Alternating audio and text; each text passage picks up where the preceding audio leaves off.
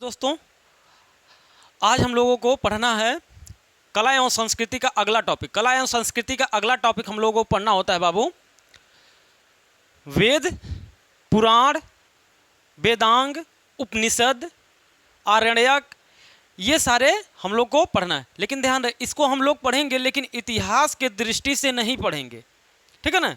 इतिहास के दृष्टि से नहीं पढ़ेंगे बल्कि कैसे कला एवं संस्कृति के आधार पे पढ़ेंगे। कितने वेद हैं, कितने पुराण हैं, कितने उपनिषद हैं, कौन कौन से सबसे पुराना उपनिषद है, कौन सबसे बड़ा उपनिषद है, कौन सबसे छोटा उपनिषद है, कौन सबसे बड़ा वेद है, कौन सबसे छोटा वेद है, कहाँ पर मुंडको उपनिषद है, मुंडको उपनिषद में कहाँ पर कौन सा जिक्र किया गया है, पुनर्जन्म का जिक्र कहाँ पर किया गया है, सत्यमेव जयते का जिक्र कहाँ पर किया गया, पुनर्जन्म का जिक्र कौन से वेद उपनिषद में किया गया है, पुराणों की संख्या कितनी है, सबसे बड़ा वेद कौन सा है, सबसे प्राचीन वेद कौन सा। इस प्रकार से जो क्वेश्चन पूछा जाता है आपका कला एवं संस्कृति में, उसको हम लोग देखते हैं।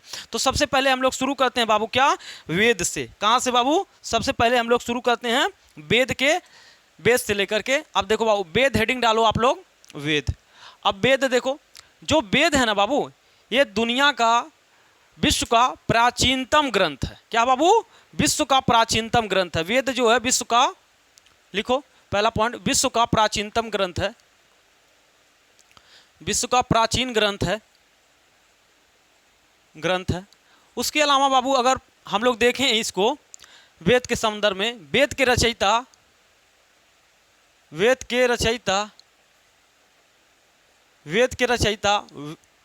लिखो, वेद के रचयिता महर्षि वेद व्यास हैं, महर्षि वेद व्यास हैं।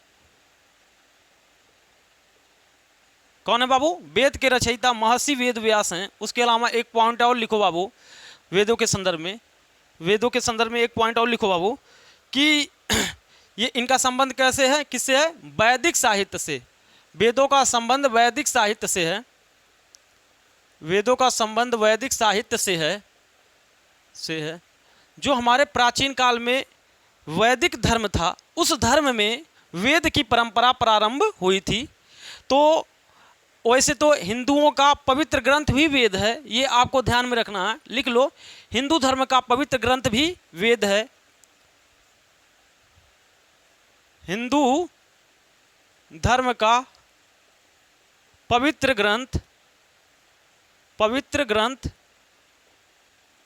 ग्रंथ वेद है, ये भी लिख लो बाबू। अब देखो, वेदों की कुल संख्या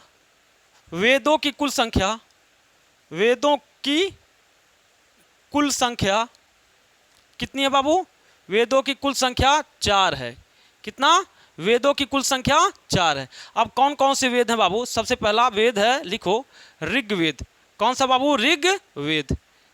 कौन सा वेद है? ऋग्वेद। पहला ग्रंथ कौन सा है बाबू? कौन सा वेद है? ऋग्वेद है। कौन सा वेद है बाबू? ऋग्वेद।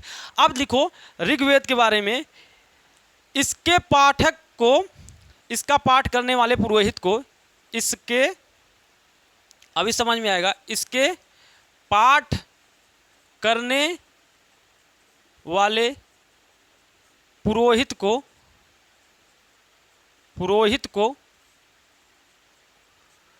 होत्र कहते हैं। क्या कहते हैं बाबू? होत्र कहते हैं, या होता कहते हैं, या होत्र, ये ध्यान रहे। क्या कहते हैं बाबू? होत्र, या क्या कहते हैं बाबू? होत्र कहते हैं। इसके अलावा ये एक पॉइंट और लिखो, यह सबसे बड़ा वेद है, यह सबसे बड़ा वेद है, यह सबसे बड़ा वेद है। दूसरा लिखो बाबू, यह सबसे प्राचीन वेद है, यह सबसे प्राचीन वेद है, यह सबसे प्राचीन वेद है। समझ में आया?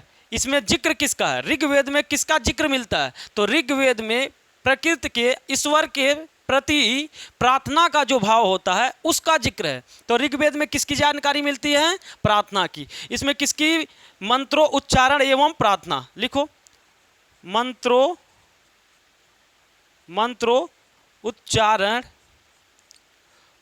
उच्चारण एवं प्रार्थना का जिक्र होता है, प्रार्थना का जिक्र है। ठीक है ना। इसमें किसका जिक्र है बाबू? मंत्र उच्चारण का और प्रार्थना का। प्रार्थना कैसे किया जाता था? मंत्रों के उच्चारण के साथ किया जाता था। तो इसमें ये 4 पॉइंट हैं। ऋग्वेद में, ऋग्वेद का जो पाठ करने वाला पुरोहित होता था उसको कहते थे होत्र। क्या कहते थे बाबू? होत्र कहते थे। यह सबसे बड़ा वेद है। चारों वेदों में सबसे बड़ा वेद ऋग्वेद है। चारों वेदों में सबसे पुराना वेद, सबसे प्राचीन वेद ऋग्वेद है। इसका संबंध, ऋग्वेद का संबंध किससे है? मंत्र उच्चारण एवं प्रार्थना से। किससे है बाबू? मंत्र उच्चारण एवं प्रार्थना से। दूसरा बाबू लिखो, ऋग्वेद के बाद लिखो सामवेद। दूसरा लिखो बाबू, ऋग्वेद के बाद सामवेद। सामवेद, ऋग्वेद के बाद बाबू लिखो सामवेद। सामवेद में, सामवेद के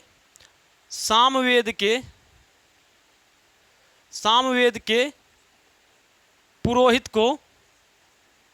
को सामवेद के पुरोहित को क्या कहते हैं? उद्गाता कहते हैं। क्या कहते हैं बाबू? सामवेद के पुरोहित को उद्गाता कहते हैं। उद्गाता। अब उद्गाता क्यों कहते हैं अभी बता दे।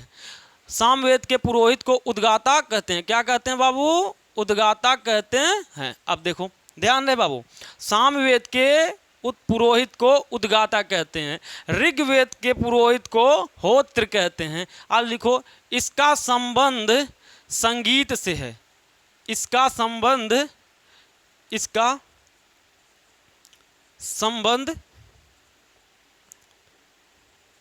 संगीत से है। किससे है बाबू? संगीत से है। इसे संगीत की जननी भी कहते हैं। इसे संगीत की जननी भी कहते हैं। इसे संगीत की जननी भी कहते हैं।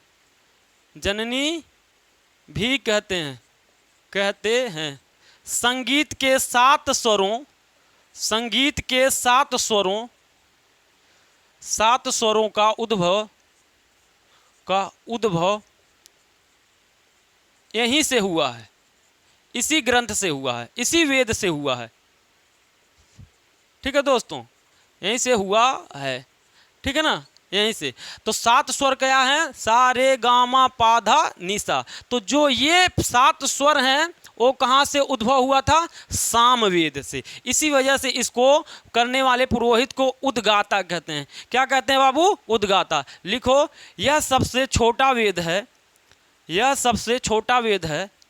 यह सबसे छोटा वेद है।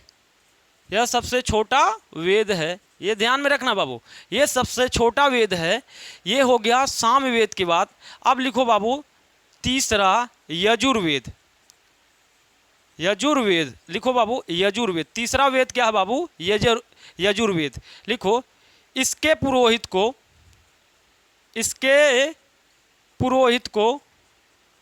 पुरोहित या पाठ करने वाला। देखो, अगर पुरोहित आए या पाठ करने वाला है तो दोनों का मतलब सेम समझना है। ठीक ना? इसके पुरोहित को अधर्यु कहते हैं। क्या कहते हैं बाबू? अधर्यु कहते हैं।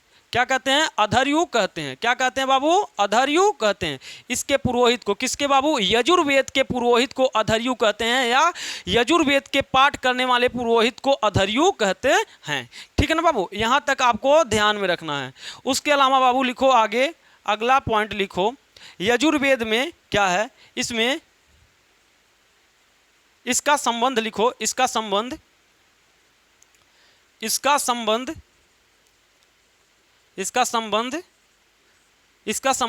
यज्ञ से संबंधित है। यज्ञ से है। ठीक है ना? जैसे बाबू, इसका संबंध, ऋग्वेद का संबंध किससे था बाबू? प्रार्थना से। किससे था बाबू? प्रार्थना और मंत्र उच्चारण से। सामवेद का संबंध है बाबू संगीत से। उसी प्रकार यजुर्वेद का संबंध है बाबू यज्ञ से। किससे है बाबू? यज्ञ से। लिखो चौथा बाबू, चौथा वेद लिखो। चौथा वेद बाबू आपका है अथर्ववेद। क्या है बाबू? अथर्ववेद है। क्या है? अथर्ववेद। क्या बाबू? अथर्व। लिखो अथर्ववेद। लिखो अथर्ववेद। अगला क्या है बाबू? अथर्ववेद। चौथा वेद क्या है? अथर्ववेद। लिखो, इसका संबंध लिखो। अच्छा, पहले लिखो, इसके पाठ करने वाले पुरोहित को, इसके पाठ करने वाले पुरोहित को, इसके पाठ करने वाले पुरोहित को, इसके पाठ करने वाले पुरोहित को क्या कहते हैं? ब्रह्मा। क्या कहते हैं बाबू? ब्रह्मा। क्या कहते हैं? ब्रह्मा। ठीक है ना। इसके पाठ करने वाले पुरोहित को ब्रह्मा कहते हैं। क्या कहते हैं बाबू? कहते हैं क्या कहते हैं? ब्रह्मा कहते हैं। लिखो, इसका संबंध जादू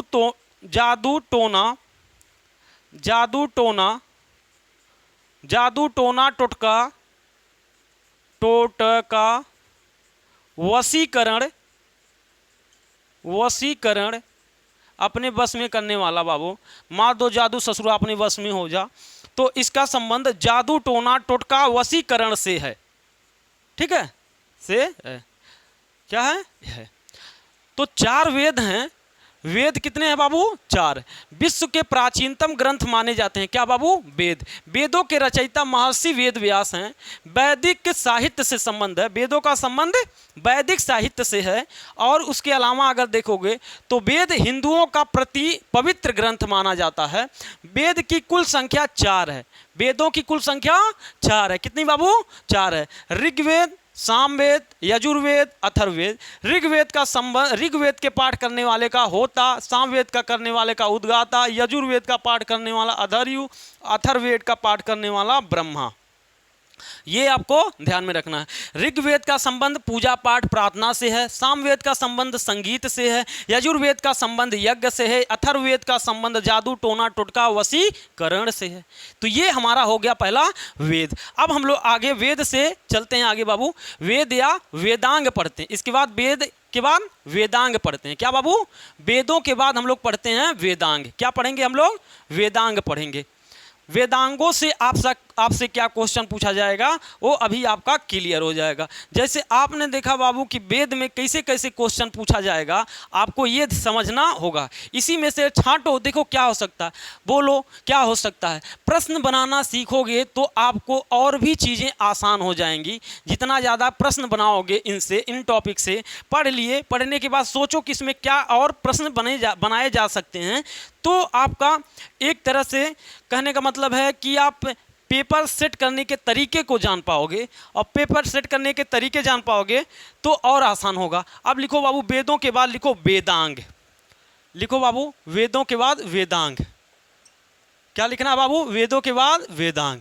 क्या लिखना है बाबू? वेदों के बाद वेदांग। तो वेदों की सहायक ग्रंथ क्या कहलाते हैं? वेदांग।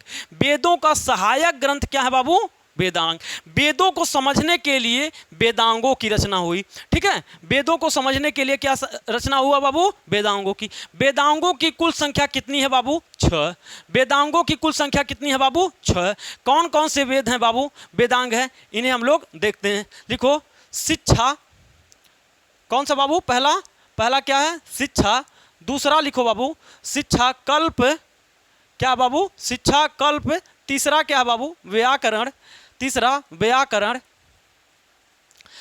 व्याकरण। चौथा शिक्षा कल्प व्याकरण। चौथा निरुक्त। पांचवा छंद। छठा ज्योतिष। क्या बाबू? छठा है ज्योतिष। वेदांगों की कुल संख्या 6। वेदांगों की कुल संख्या कितनी है? 6। वेदांगों की कुल संख्या कितनी है? 6। कौन कौन से? शिक्षा कल्प व्याकरण निरुक्त छंद ज्योतिष। वेदांगों की कुल संख्या 6 है। शिक्षा कल्प व्याकरण निरुक्त छंद ज्योतिष, ये आपके 6 वेदांग हैं। शिक्षा में क्या है? उच्चारण कैसे करना है ये सिखाया जाता था शिक्षा के अंतर्गत। कल्प में क्या है बाबू? कल्प के अंतर्गत आपको बताया जाता है, कल्प के अंतर्गत कर्मकांडों का विवरण प्रस्तुत किया गया था।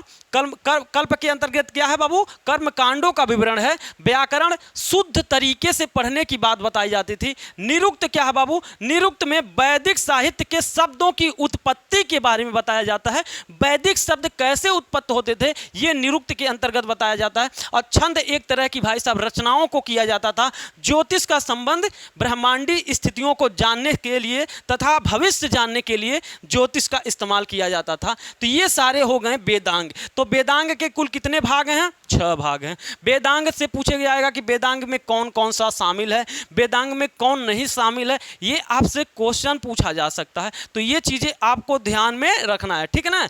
शिक्षा कल्प व्याकरण निरुक्त छंद ज्योतिष ये सारे आपको ध्यान में रखना। इसके बाद बाबू हम लोग देखते हैं आश्रम। क्या देखते हैं बाबू? आश्रम क्या है? अगला देखते हैं आश्रम। क्या देखते हैं? आश्रम। आश्रम। अब आश्रम क्या होता है बाबू? 4। आश्रमों की कुल संख्या कितनी है बाबू? 4। आश्रमों की कुल संख्या कितनी है? 4 है। लिखो, आश्रमों की कुल संख्या कितनी है? 4 है। पहला आश्रम कौन सा है? ब्रह्मचर्य। कौन है बाबू? ब्रह्मचर्य। ब्रह्मचर्य। दूसरा बाबू गृहस्थ। क्या है बाबू? गृहस्थ। दूसरा आश्रम क्या है बाबू? गृहस्थ। तीसरा है वानप्रस्थ। वानप्रस्थ। क्या बाबू? वानप्रस्थ।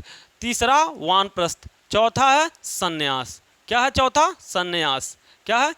ब्रह्मचर्य, गृहस्थ, वानप्रस्थ, सन्यास। कुल कितने आश्रम हैं? 4। आश्रमों की संख्या कितनी है? 4। हमारे वैदिक ग्रंथों में आश्रम की कुल कितनी संख्या बताई गई है? 4। कितना? 4। कौन कौन से? ब्रह्मचर्य, गृहस्थ, वानप्रस्थ, सन्यास। अब आश्रम क्या होता है?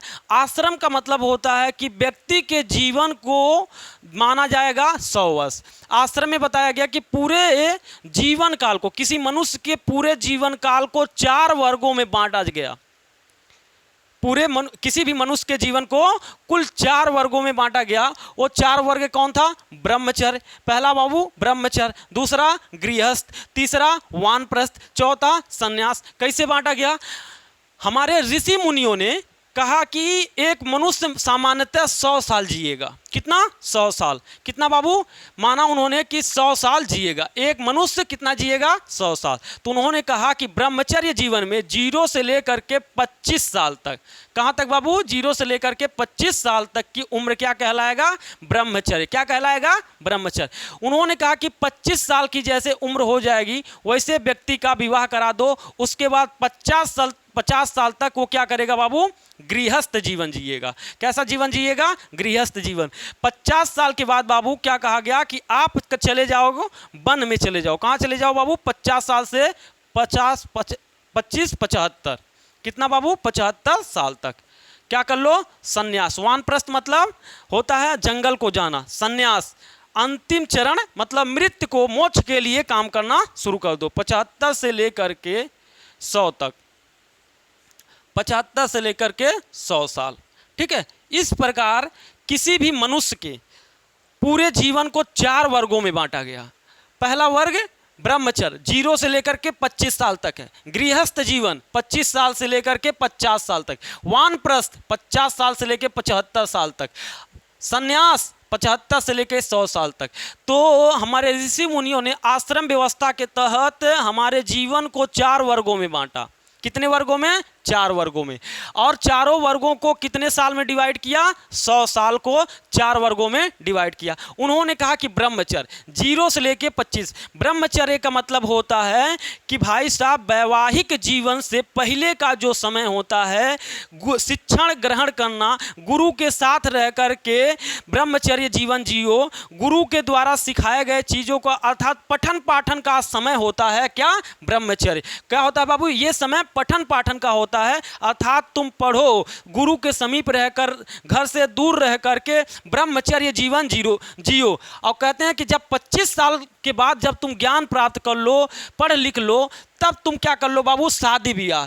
25 साल की उम्र के बाद आप कर लो शादी विवाह। शादी विवाह करने के बाद आप 50 साल तक बाबू जीवन जियो, बच्चे पैदा करो ताकि आपका वंश आगे बढ़े। तो ये है बाबू गृहस्थ जीवन। 50 साल के बाद बाबू जो आपने जीवन में पढ़ा लिखा है, अनुभव है, उसे दूसरों को प्रसारित करो। वानप्रस्थ मतलब जंगल में। हालांकि पहले की हमारी जो शिक्षा व्यवस्था थी वो कैसा था?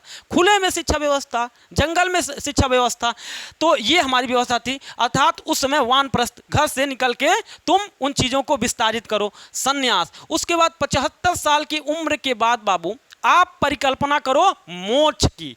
किससे बाबू? मोक्ष के लिए। मतलब जीवन मरण के चक्र से मुक्ति पाना ही क्या कहलाता है? मोक्ष होता है। तो आप जीवन मरण के चक्र से छुटकारा पाने के लिए प्रयास करो, वह कहलाता है सन्यास। ठीक है दोस्तों, कहीं जाके तप करो, कहीं जाकर के भाई साहब ध्यान लगाओ, ये सारे अनुभव 75 साल के बाद तुमको करना है। तो ये पूरी व्यवस्था क्या कहलाती है? आश्रम व्यवस्था। तो आपसे पूछा जाएगा कि आश्रम व्यवस्था में कुल कितने भागों में बांटा गया? तो 4 भागों में। वानप्रस्थ आश्रम को कौन से साल में डिवाइड किया गया? तो 50 से लेकर 75 साल को डिवाइड किया गया। ये आपसे क्वेश्चन पूछा जा सकता है, ठीक है। तो इस प्रकार आपको ध्यान में रखना है। उसके अलावा देखो, आश्रम के अलावा लिखो पुरुषार्थ। क्या लिखना? अगला टॉपिक है बाबू पुरुषार्थ। क्या है? पुरुषार्थ है। अब पुरुषार्थ का मतलब क्या होता है बाबू? पुरुषार्थ, इनकी भी संख्या कितनी है बाबू? 4 है। पुरुषार्थों की संख्या कितनी है? 4 है। आश्रम की संख्या कितनी है बाबू? 4 है। आश्रम की संख्या कितनी है? 4 है। कितनी है बाबू? 4 है। पुरुषार्थों की संख्या भी कितनी है? 4 है। पुरुषार्थ क्या होते हैं? देखो, पुरुष अगर इसे तोड़ोगे तो क्या होगा? पुरुष और प्लस अर्थ, यही तो होगा, पुरुष और अर्थ।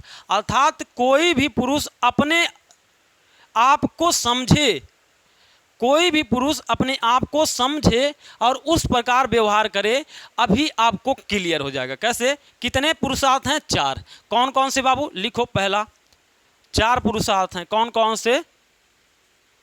देखो, लिखो, धर्म, अर्थ,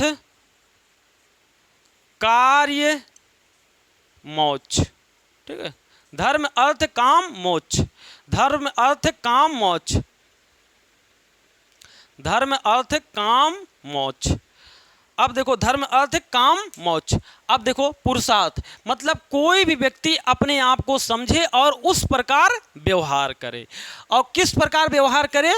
इन प्रकार से। कौन कौन से हैं? धर्म के अनुसार व्यवहार करे, अर्थ के अनुसार व्यवहार करे, काम के अनुसार व्यवहार करे और मोक्ष के अनुसार व्यवहार करे। ये है आपको समझना। अब देखो, धर्म का मतलब आज की तरह धर्म नहीं था। हिंदू, मुस्लिम, जैन, बौद्ध, ईसाई, पारसी, इस तरह का धर्म नहीं था।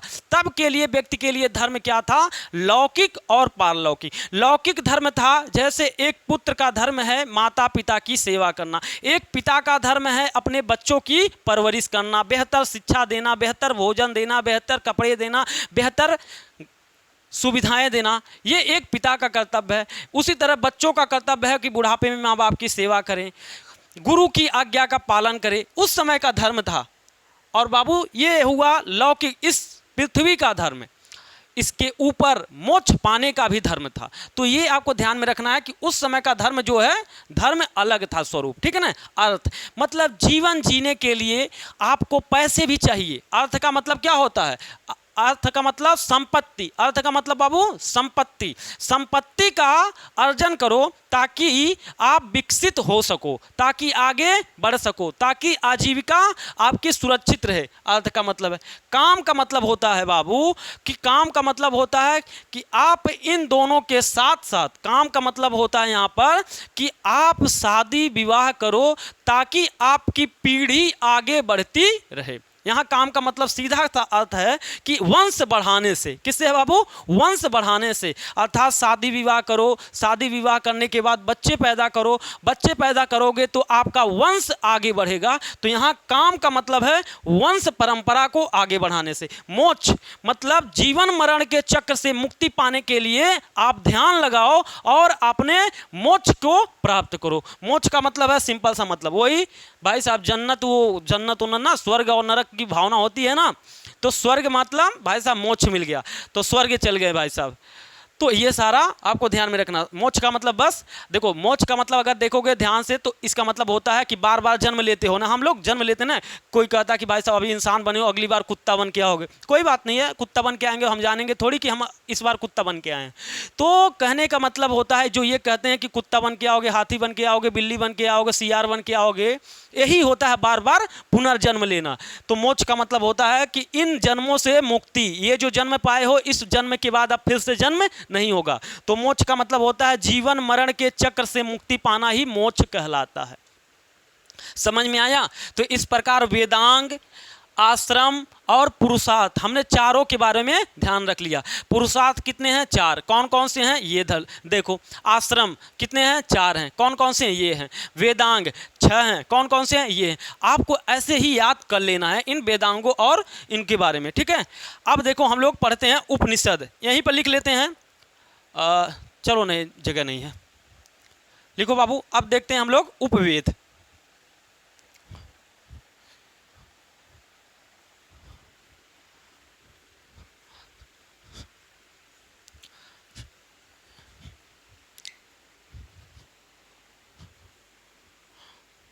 अब हम लोग पढ़ते हैं बाबू उपवेद।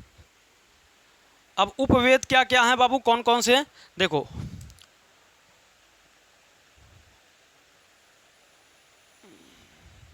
उपवेदों की संख्या भी कितनी है बाबू, 4 है। कितनी है, 4 है। अब देखो ध्यान से देखना है उपवेद क्या है। पहले नंबर तो वेदों के ही उपवेद हैं, 4 वेद हैं, उन चारों को एक एक उपवेद है। देखो सिंपल सा मतलब है, वेद कठिन थे, वेद कठिन थे इसलिए उनको सरल बनाने के लिए अन्य चीज़ों की सहायता ली गई, उसे और सुलभ बनाने के लिए, उसको और विस्तृत करने के लिए, तो उसी में आता है उपवेद। तो उपवेद और कुछ नहीं है बाबू, उससे ही संबंधित, वेदों से ही संबंधित हैं, वेदों से ही सहायक ग्रंथ हैं। तो पूछ लेता है कि बताओ ऋग्वेद का उपवेद क्या है, लिखो ऋग्वेद पहला, दूसरा सामवेद, सामवेद तीसरा यजुर्वेद, यजुर्वेद चौथा अथर्ववेद। ये 4 वेद हैं। अब इनका उपवेद क्या है, ऋग्वेद का उपवेद कौन सा है बाबू, सामवेद का उपवेद क्या है, इसे लिखना है। लिखो बाबू ऋग्वेद का उपवेद है आयुर्वेद, आयुर्वेद। ऋग्वेद का उपवेद है आयुर्वेद। सामवेद का लिखो बाबू गंधर्व वेद, गंधर्व वेद। क्या बाबू, गंधर्व वेद है। क्या है, सामवेद का गंधर्व वेद, ऋग्वेद का आयुर्वेद। लिखो बाबू आयुर्वेद का, लिखो आयुर्वेद का यजुर्वेद का लिखो धनुर्वेद, धनुर्वेद। क्या बाबू, धनुर्वेद। अथर्ववेद का लिखो बाबू, अथर्ववेद का शिल्पवेद, शिल्पवेद। क्या बाबू, शिल्पवेद है। ठीक है, तो उन्हीं के सहायक ग्रंथ हैं, वेदों के ही सहायक ग्रंथ है, बस पूछ लेगा नाम अलग है। उपवेद, ऋग्वेद का उपवेद क्या है, आयुर्वेद। सामवेद का उपवेद गंधर्ववेद, यजुर्वेद का धनुर्वेद, अथर्ववेद का शिल्पवेद, ऋग्वेद का आयुर्वेद। ये आपके 4 उपवेद हो गए। ठीक है ना। अब हम लोग देख लेते हैं बाबू उपनिषद। क्या देखते हैं बाबू, उपनिषद। क्या देखते हैं, उपनिषद। लिखो उपनिषद। ये हो गया। हमें उपनिषद के लिए ज़्यादा जगह चाहिए इसलिए इसे मिटा देते हैं। आप लोगों ने लिख लिया होगा। इसके बाद हम लोग लिखते हैं उपनिषद, क्योंकि उपनिषद के लिए हमें ज़्यादा जगह चाहिए, पूरा बोर्ड चाहिए हमको। तो लिखो उपनिषद, उपनिषद। ठीक है, उपनिषद लिखो। उपनिषदों की कुल संख्या, कुल संख्या कितना है बाबू, उपनिषदों की कुल संख्या है 108। कितना है, उपनिषद कितने हैं कुल बाबू, 108। कुल उपनिषदों की संख्या कितनी है, 108 है। कितना, 108। लेकिन आप देखोगे कहीं कहीं पर लिखेगा मुख्य उपवेद। मुख्य उपवेद कितने हैं, कितने हैं बाबू, उपनिषद कितने हैं, लिखो मुख्य उपनिषद, मुख्य उपनिषद।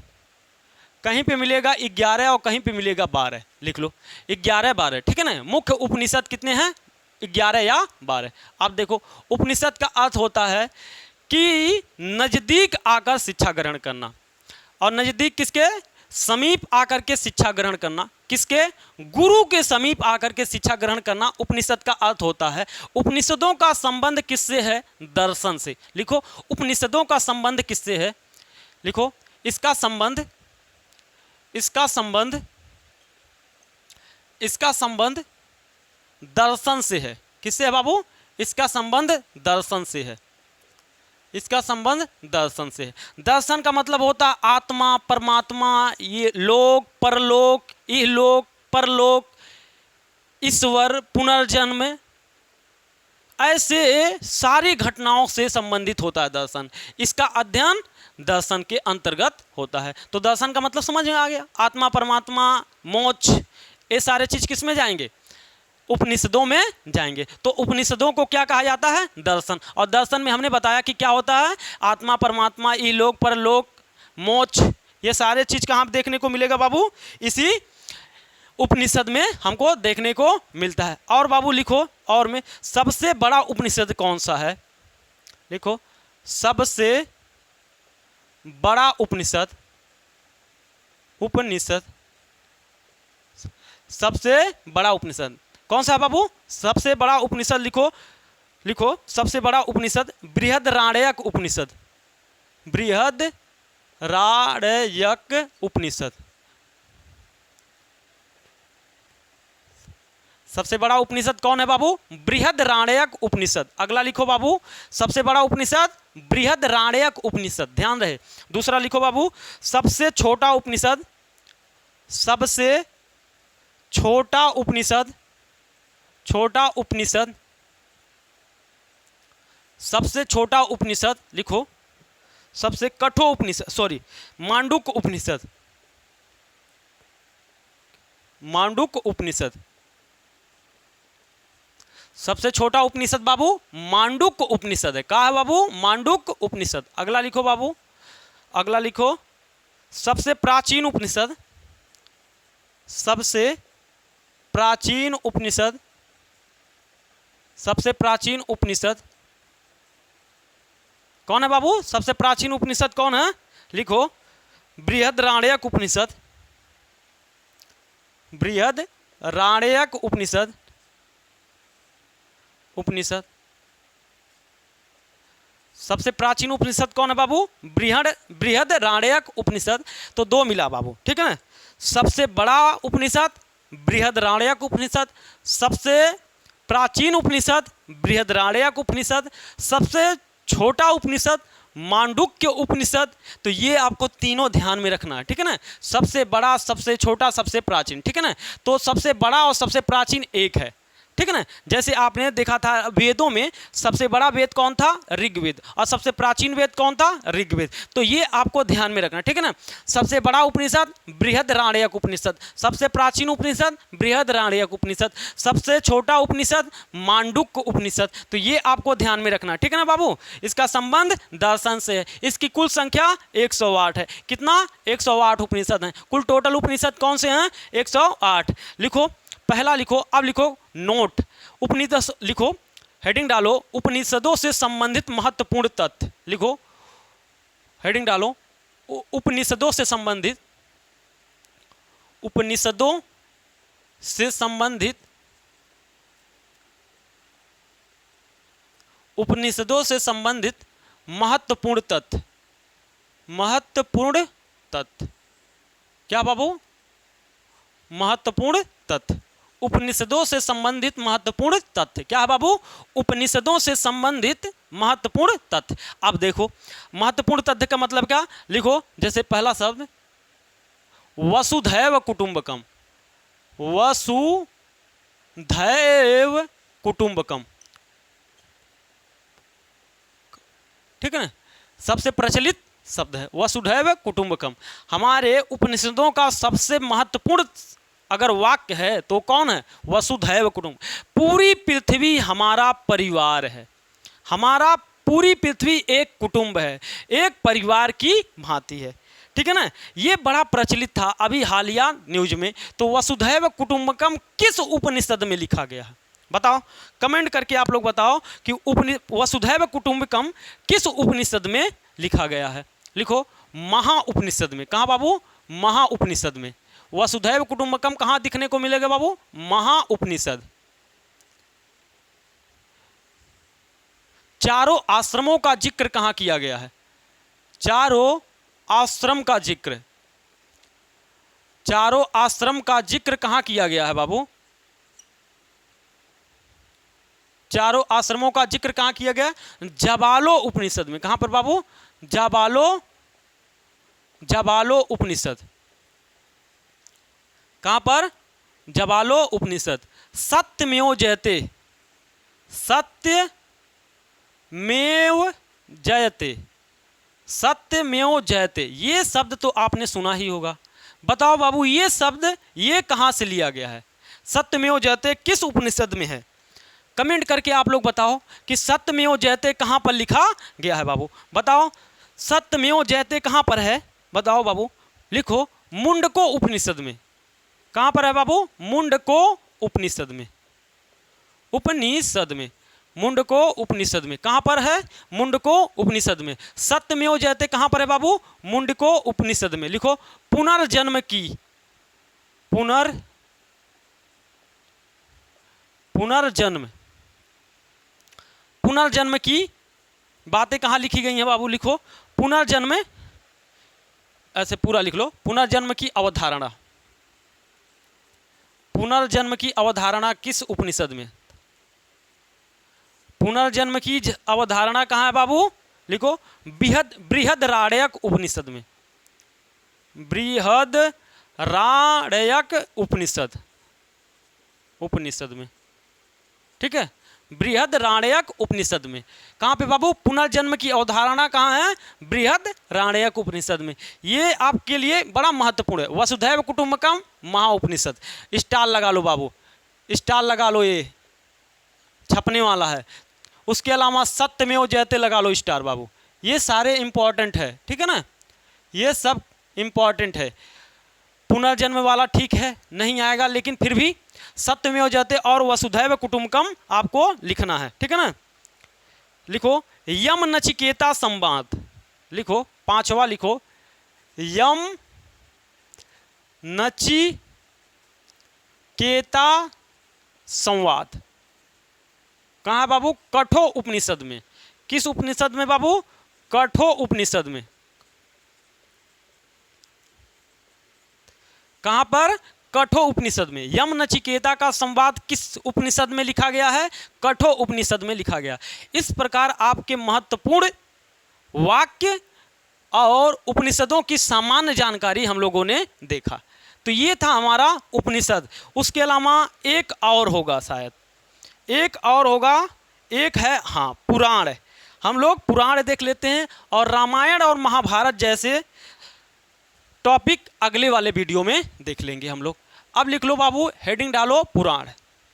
पुराणों में भी पूछा जाता है कौन सबसे प्राचीन पुराण है, कौन सबसे बड़ा पुराण है, कौन सबसे छोटा पुराण है, ये सारे चीज़ आपसे पूछा जाता है। बाकी रामायण महाभारत बड़े टॉपिक हैं, तो उन्हें अगले वीडियो में हम लोग देख लेंगे। तो इसका संबंध जो था उपनिषदों का कहाँ से है, आपको ध्यान में रखते चलना है। अब लिखो बाबू पुराण। पुराण क्या लिखना है बाबू? पुराण। क्या लिखना है? पुराण। अब पुराणों के संदर्भ में भी हम लोग थोड़ी सी जानकारी देख लेते हैं कि पुराणों की कुल संख्या कितनी है बाबू। सबसे पहले पुराणों की कुल संख्या 18 है। कितनी है बाबू? 18 है। कितनी है? 18। इन 18 में से कुछ को महत्वपूर्ण हम लोग देख लेते हैं। सबसे प्राचीन पुराण कौन है? सबसे प्राचीन पुराण सबसे छोटा पुराण कौन है? सबसे छोटा पुराण कौन है? सबसे बड़ा पुराण कौन है? सबसे बड़ा पुराण कौन है? पुराण कौन है? ये 3 आपसे पूछे जाते हैं। आप लोगों को पता है इनमें से? अगर पता है तो आप लोग कमेंट करिए कि क्या आप लोगों को इसमें से कोई पता है, किसमें से कौन कौन सा क्या होगा। सबसे प्राचीन पुराण हम लोग देखते हैं। सबसे प्राचीन पुराण मत्स्य पुराण। कौन है बाबू? मत्स्य पुराण। कौन है बाबू? मत्स्य पुराण। सबसे प्राचीन पुराण मत्स्य पुराण। सबसे छोटा पुराण बाबू लिखो, सबसे छोटा पुराण विष्णु पुराण है। कौन है बाबू? विष्णु पुराण है। सबसे बड़ा पुराण स्कंद पुराण है। लिखो, सबसे बड़ा पुराण स्कंद पुराण। सबसे बड़ा पुराण स्कंद पुराण है, ठीक है ना। मत्स्य पुराण, विष्णु पुराण, स्कंद पुराण। इस प्रकार हमारे सामान्य सा जानकारी हमने आपको दे दिया। अब हमारा बचा है इसमें रामायण और महाभारत। वो अगले टॉपिक में आपको देख लेंगे, क्योंकि रामायण में 7 कांड हैं। 7 कांडों को बताना और किस कांड का संबंध किससे है ये सब बताना, किसमें कितने श्लोक हैं महाभारत में, ये सब बताना आपको अगले टॉपिक में हम आपको बताएंगे, ठीक है ना दोस्तों। तो आज के लिए बस इतना रखते हैं, बाकी अगले वीडियो में हम लोग देखेंगे।